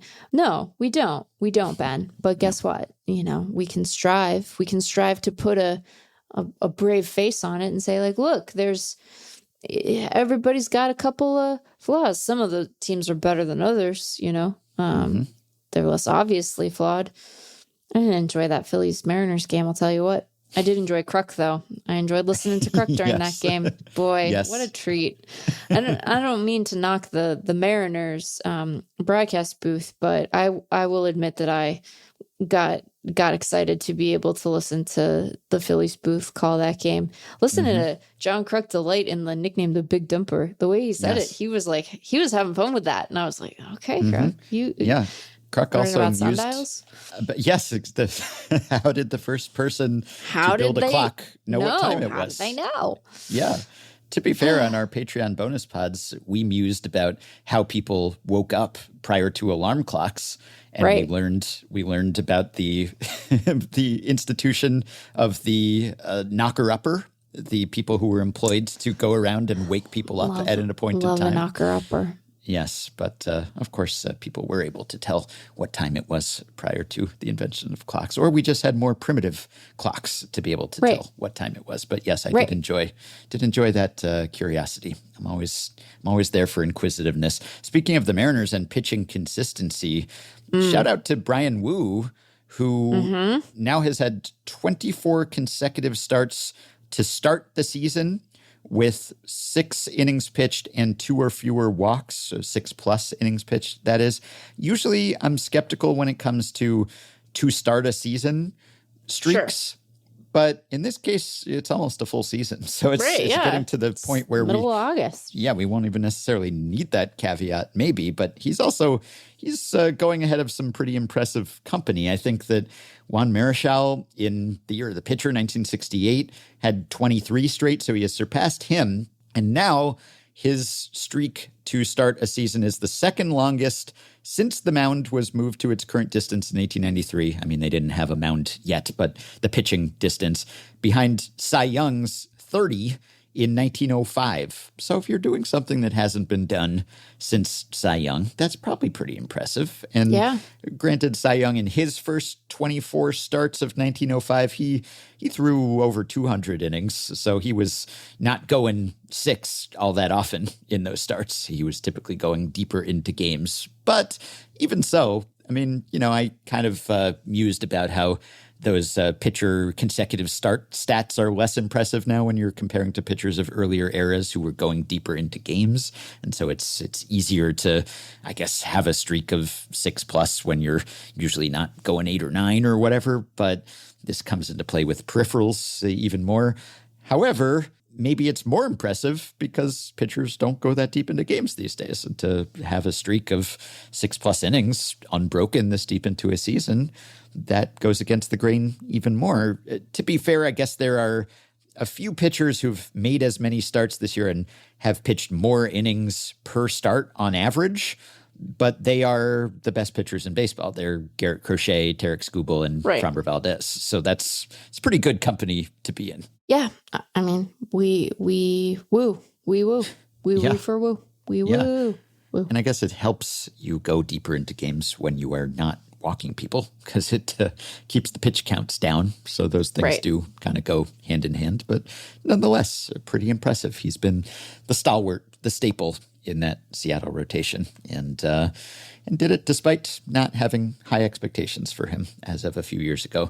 Just a couple last things. Okay, Kyle Tucker has had a really rough stretch of late. It's been bad. And in fact, he's having a bit of a Seiya Suzuki breather benching. He's getting a couple days off. Not a minor league reset, but a reset nonetheless. A reset. Yeah, he's just hitting everything on the ground.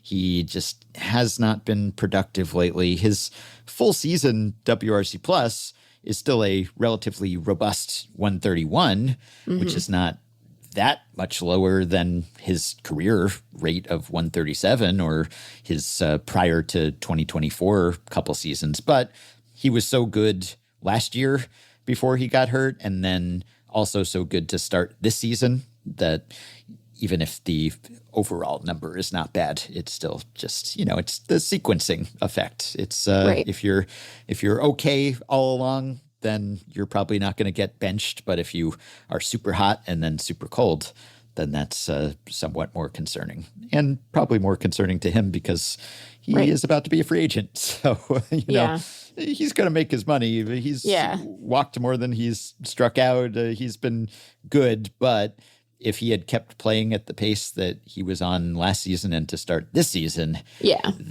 really would have broken the bank. And this, well, we'll see. We'll see if he rebounds from this. If this little mental breather helps him, it has seemed to help some players. And the Cubs could use a peak Kyle Tucker performance. So they need that bat back. Yeah, they need it back. I think that, as it pertains to his free agent case, will it matter some? Sure. But also he's just so easily the best bat available this offseason and has demonstrated over a much longer stretch, how good he can be. So I imagine he'll do fine. But not going well lately for him or the team. They can't set the whole team down because they got to keep playing baseball games trying to win. So it hasn't been good. I think he'll be fine. It's just, will he be fine in time for it to make the difference in their season and for his free agent case? And that we will have to wait and see. It would feel weird to be you're because you get the reset, right? And the reset can be useful. But also it's happening it's happening right there. I know, in the spotlight. Where you're like watching it, and you have to be mindful of like what your face is doing. I would hate that. I have such an expressive face. I would be like, but you can't not. I didn't get to watch either of their games today because we were recording the podcast, Ben. Whose fault is it? Yours. Sure, so I don't know what his face was doing today. Was he at the rail? Did the camera keep cutting to him? I don't know. I don't know the answer to that, but I would imagine he's at the rail at least some of the time because you got to be at the rail at least some of the time. If you're not at the rail some of the time, people are going to think that you're like saying something or you're pouting Conspicuous about absence from the rail. Precisely. And so you gotta, but then you gotta be doing a performance. It was like today when I was waiting to go on MLB Network, and I'm like just smiling like a maniac because I'm like, when exactly are they going to cut to me? I don't know. I don't want to be like making a face. I guess he's not known for being among the most expressive players. Nonetheless, right. Since the start of July, he has a 72 WRC plus. So this has been going on for a while. Yeah. And I'm sure he'll be fine unless there's some underlying injury or something. Right. But it is odd how someone who's on the short list of the best players in baseball can just get in an extended funk like that.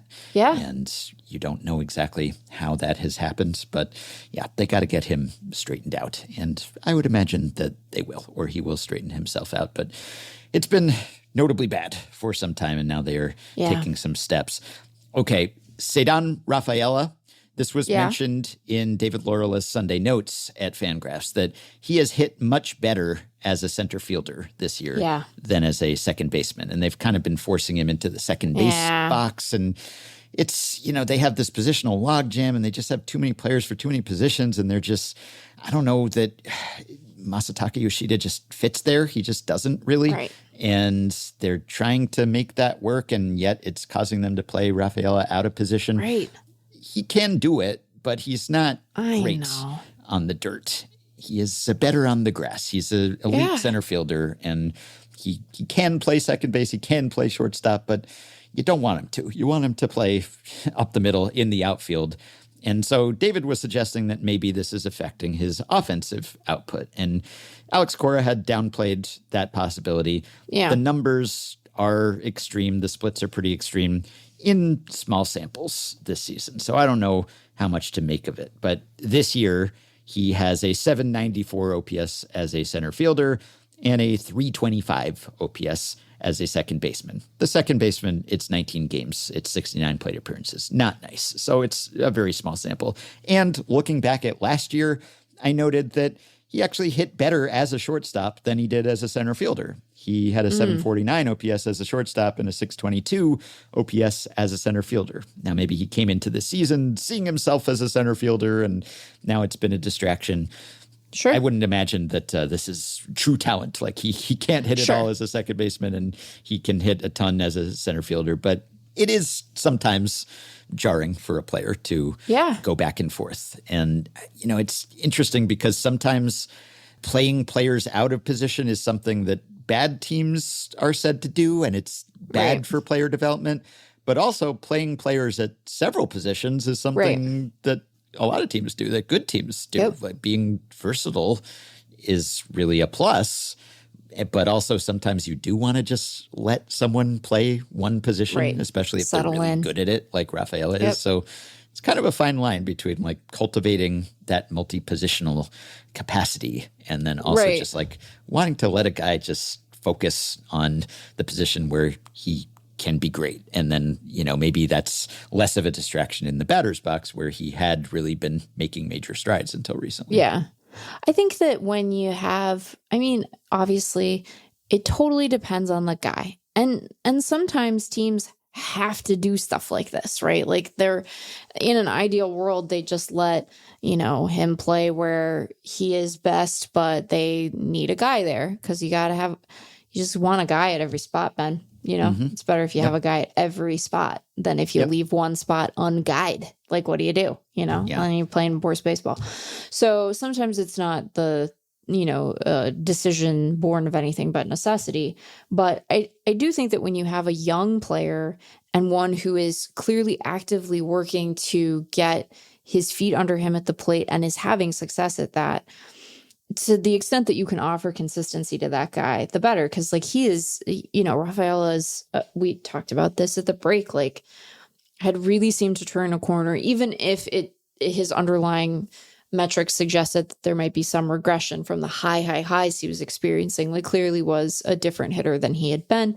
So exciting for them, such a skilled defender, so for them to get that guy and have him be one of their sort of core players from this group seemed like an obvious win.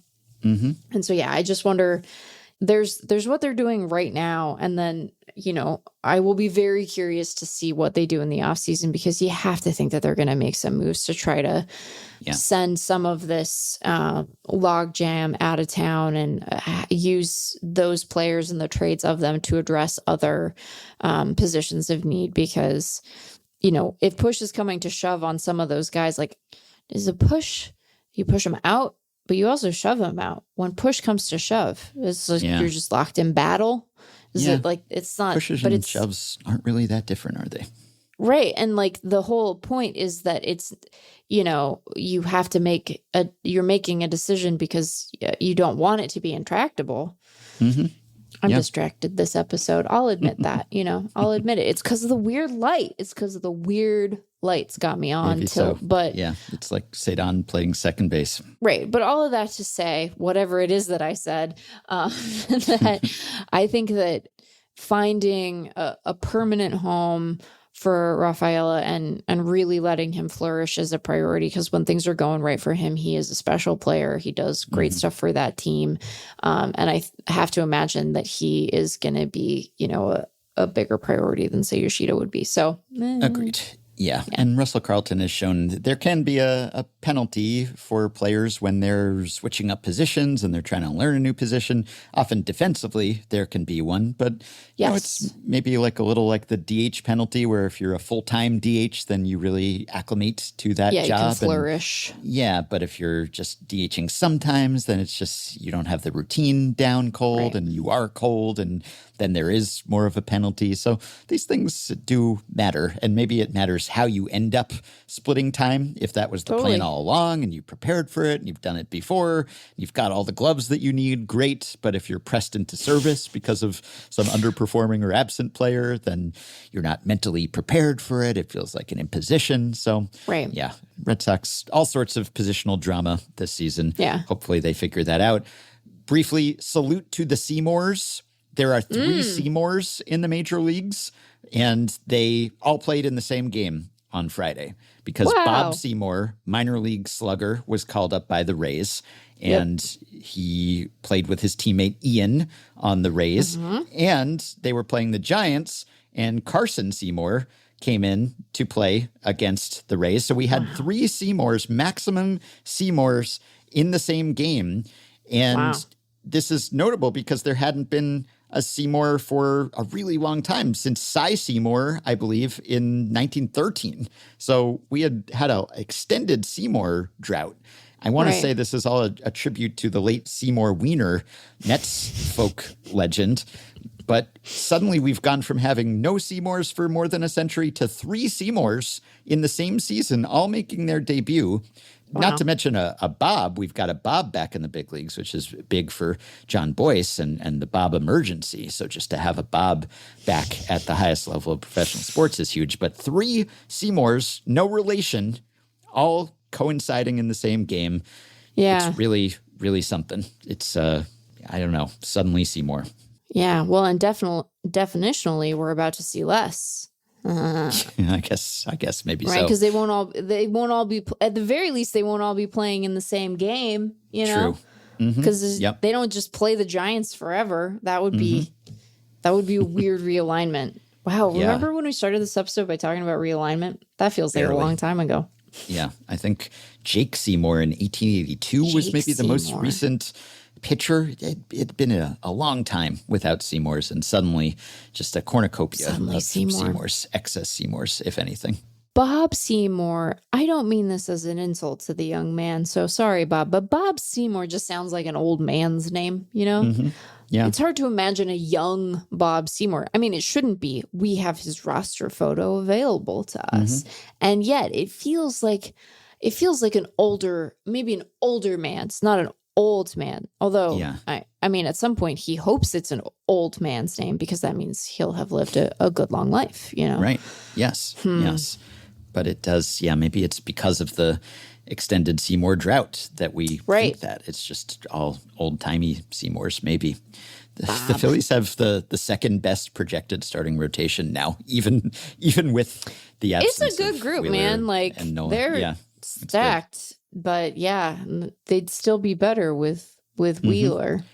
Last observation: have you seen what Cody Ponce has been doing in Korea in the KBO this season? He's been the best pitcher over there. He's basically leading the league in everything. He has a 1.61 ERA in 145 plus innings, tons of strikeouts, everything you want, sub 2 FIP. And I always think when you have a player like this, so he came up with the Pirates in the majors and was, not great. And then he went over to Japan for a few seasons. And he was pretty good over there. At least the FIPS were solid, consistently in the low 3-ish range. And now he's gone to the KBO, and he's just like a superstar for the Hanwha Eagles. And I always think this sort of progression, I think I would want to do this maybe. Like, let's say that he could have stayed here. And I don't know that he's exactly the same guy, and the only difference is just the level and the competition. It's very possible that he has made additions and changes to his repertoire, and who knows, maybe he'll be one of these guys who pitches in Asia for a while and comes back to the big leagues and is better than ever. But part of it is just the level of competition is a little lower and different. And I think about this when players extend their careers, they go to the Mexican League, Robinson Cano is still raking there. It's just like, this would be nice, I think. And I'm not sure which kind of career I would choose. If I could be Paul Skeens, okay, great. But if I'm Cody Ponce for the Pirates, is it better to keep being Cody Ponce and stay in the big leagues and be sort of a fringy guy, maybe? Yeah. Or do you want to go overseas? And there are some sacrifices, and maybe you have to uproot yourself and your family, and there's a language barrier, and you have to acclimate to a new culture. Those could be pluses, not just minuses, but, there's certainly some hassle that goes along with that. Sure. And maybe you're making less money, though not necessarily. There are certainly guys who go to Japan or Korea because they're making more money, because they're stuck in the minors, they're blocked by someone, and that's actually a steadier paycheck.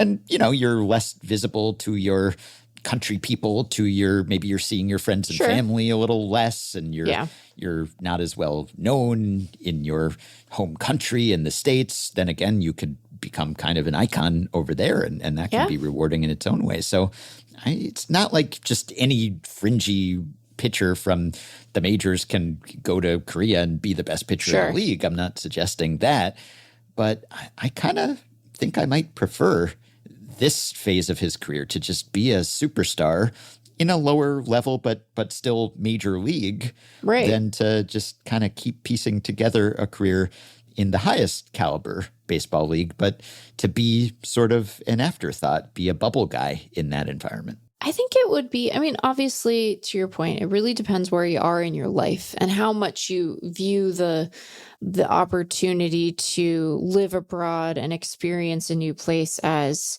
exciting and adventurous rather than maybe uncomfortable or distant, to your point, from family. Just by definition, it seems like you'd be seeing at least some parts of your family less frequently. Although for some people, maybe that's a good thing. But I think it would be so cool to get to go and experience. Not only are you experiencing like a different culture more generally living there, but you're also experiencing a different baseball culture.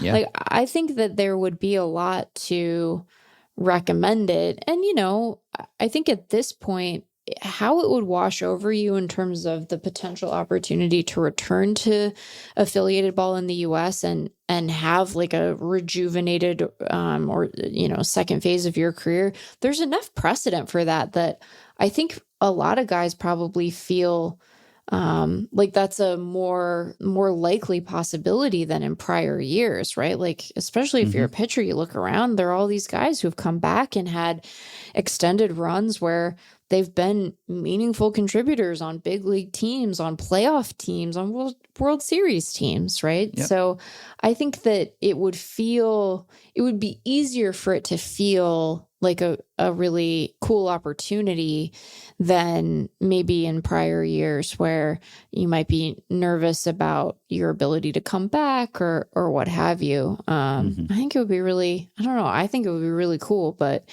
it would be, you're at a remove, and I'm sure that there are parts of, even if you come into it with a spirit of like, oh, I get to try this new place and I get to live in a cool place and experience something new. I'm sure that there are difficulties associated with that I'm failing to appreciate, but I think in general it would be neat. And like if your kids are little, like, and aren't in school yet, like, take them with you. You get to.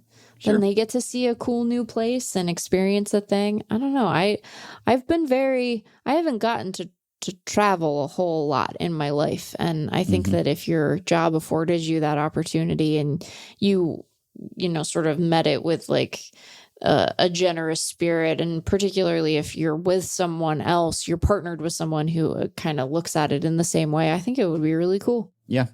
Peak Seymour, at least since 1900 in the U.S., was 1924. That was, tracks. Yeah. I guess Seymour Wiener, I believe, was born in 1926, so not far from peak Seymour. But that's Seymour, the first name, and we're talking about Seymour, the last surname. Name. Yeah, which probably hasn't seen its fortunes flag so much because the first name has not been in the top 1,000 most popular for boy babies since 1947. Here's a question for you, and I don't want to ask this in a rude way. We're not trying to disrespect the man's memory or anything, but like, do we know, was Seymour like aware of it being funny? He was, like, yes. Okay. He was. He was a good sport about it. Okay. Well, then that's nice to know, because I don't want to that man had a family. He's served his country. I don't want to, he did important stuff in the world. I don't want to be disrespectful, but also that name's funny as shit, man. Like that's some funny stuff over there. Seymour Wiener. I mean, good gravy. R.I.P. R.I.P.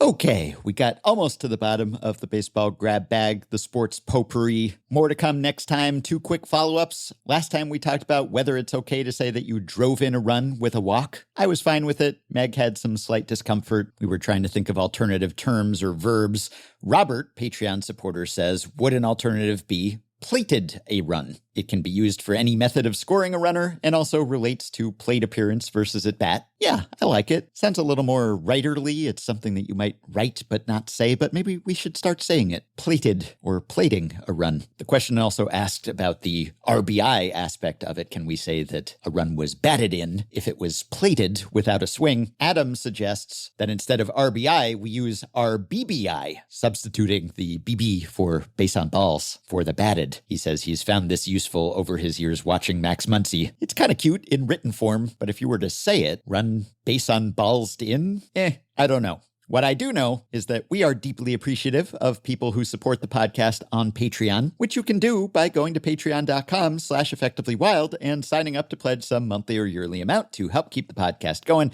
help us stay ad-free, and get yourself access to some perks, as have the following 5 listeners: Fox Mertens, Dylan Keenan, Sean McCudden, Kat No, and John Smith. Thanks to all of you. Patreon perks include access to the Effectively Wild Discord group for patrons only, monthly bonus episodes, playoff live streams, prioritized email answers, discounts on merch and ad-free FanGraphs memberships, and so much more. Check out all the offerings at patreon.com/effectivelywild. If you are a Patreon supporter, you can message us through the Patreon site. If not, you can contact us via email. Send your questions, comments, intro/outro themes to podcast@fangraphs.com. You can rate, review, and subscribe to Effectively Wild on Apple Podcasts, Spotify, YouTube Music, and other podcast platforms. You can join our Facebook group at facebook.com/group/effectivelywild. You can find the Effectively Wild subreddit at r/effectivelywild. And you can check the show notes at FanGraphs or the episode description in your podcast app for links to the stories and stats we cited today. Thanks to Shane McKeon for his editing and production assistance. We'll be back with another episode soon. Talk to you then. Have a catch and a slog with me in a virtual rise from small sample size. These fun facts must lie. It's effectively wild, a strange